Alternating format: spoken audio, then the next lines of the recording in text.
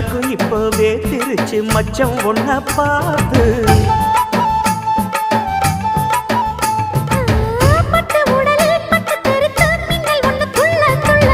வெக்கம் துடிக்க விளக்கணைக்க ஜன்னல் கண்ணை மூடிக்கொள்ள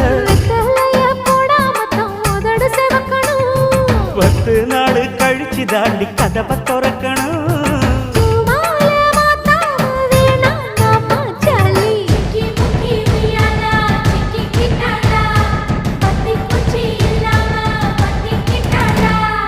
மச்சாங்கிட்ட முந்தானைய தந்து வப்பாளா